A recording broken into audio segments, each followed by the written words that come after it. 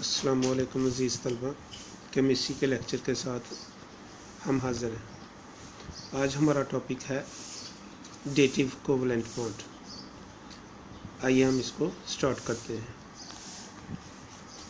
अपनी किताब को पेज नंबर 63 पे खोलें। जिन सवालात को हम आज डिस्कस करेंगे वो हैं व्हाट इज़ डेटिव कोवलेंट और कोऑर्डिनेट कोवलेंट बॉन्ड, यानी डेटिव कोवलेंट बॉन्ड क्या होता है। सवाल नंबर 2 है what is the difference between donor and acceptor. Donor और एक्सेप्टर में क्या फ़र्क है। ये टर्मिनोलॉजी है। जो बॉन्डेड पेयर डोनेट करता है उसको हम डोनर कहते हैं, और जो बॉन्डेड पेयर को एक्सेप्ट करता है उसे हम एक्सेप्टर कहते हैं। What is lone pair. Lone pair से क्या मुराद है। ये भी टर्मिनोलॉजी है केमिस्ट्री में। लोन पेयर से मुराद किसी भी एटम के ऊपर मौजूद अनशेयर्ड पेयर होता है जो कि उसकी मुल्कियत होता है। What is non polar covalent bond. Non polar covalent bond से क्या मुराद है। What is polar covalent bond. Polar covalent bond से क्या मुराद है। इन सवालात के जवाब हम तलाश करते हैं।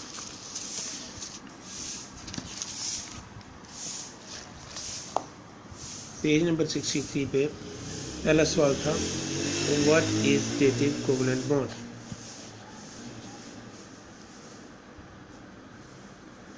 कोऑर्डिनेट कोवलेंट और dative covalent bond is a type of covalent bonding in which bond pair of electron is donated by the one bonded atom only।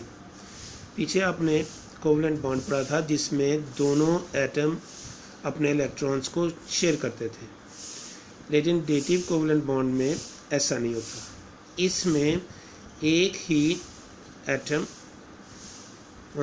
अपना अनशेयर्ड इलेक्ट्रॉन जो है पेयर वो मुहैया कर देता है। इसकी एग्जांपल हम देखते हैं। अमोनिया, ये इसकी इलेक्ट्रॉनिक कन्फिग्रेशन है। ये हाइड्रोजन के साथ मिलके बॉन्ड बना रहा है। ये वाला जो पेयर है ये डोनेट कर देता है ये हाइड्रोजन को। जब ये इसको डोनेट करता है तो ये देखें एरो हेड है, ये एक्सेप्टर की तरफ होता है और ये क्या हो गया डोनर। क्वेश्चन नंबर 2 था what is the difference between donor and acceptors. इसका आंसर इधर से ही है। यहाँ पर आपने 2-3 वर्ड्स का इजाफा करना है। वो ये है इन डेटिव कोवलेंट बॉन्ड। फिर पढ़ देता हूँ in dative covalent bond the atom which donates the electron pair is called donor and the atom which accepts the electron pair is called acceptor। अभी जो मैंने आपको बताया है a small arrow is usually to indicates atoms and the pair of electron being donated। the head of the arrow is toward the acceptor। जिस तरीके से हमने यहाँ पर ये हाइड्रोजन जो आयन है ये एक्सेप्टर है और ये डोनर है। अब क्वेश्चन नंबर 3 था व्हाट इज लोन पेयर। इसका आंसर भी उसी पेज पर साथ ही है पैराग्राफ नंबर 2 में। The non bonded electron pair available on an atom like the one available on the nitrogen in ammonia.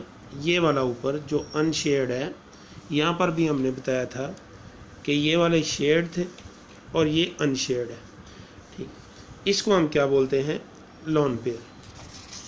सवाल number 4 non polar covalent bond.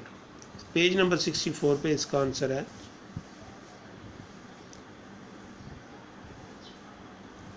If a covalent bond is form between 2 similar atom homo atom. जिस तरीके से ये hydrogen हो गया और chlorine, hydrogen का hydrogen के साथ या क्लोरीन का क्लोरीन के साथ, तो क्योंकि दोनों तरफ फोर्स ऑफ अट्रैक्शन एक जितनी होती है इसलिए उसको हम नॉन पोलर कोवलेंट बॉन्ड कहते हैं। यहाँ से लेके यहाँ तक इसका आंसर आ जाता है। लास्ट के ऊपर आ गया पोलर कोवलेंट बॉन्ड। इसका आंसर है if the covalent bond is form between two different type of atoms, hetero atom जिनको हम बोलते हैं, then the bond pair of electron will not attracted equally by the bonded atoms. यहाँ तक करना है, फिर उसके बाद 3-4 लाइनें छोड़ के नीचे आ जाएं।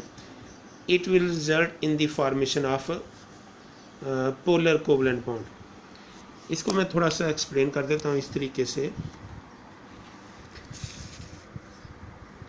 देखें, हाइड्रोजन जब हाइड्रोजन के साथ बनता है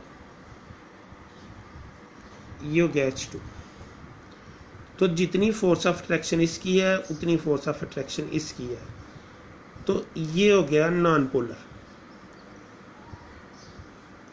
लेकिन जब हाइड्रोजन क्लोरीन के साथ मिलता है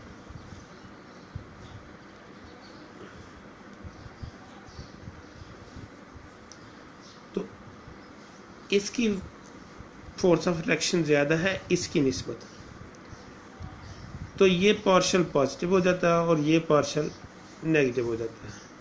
ये एग्जांपल है पोलर की, इसमें पोल्स बन जाते हैं। ठीक है अजीज़ तलबा, इन सवालात को आपने कॉपी पे लिखना भी है और याद भी करना है।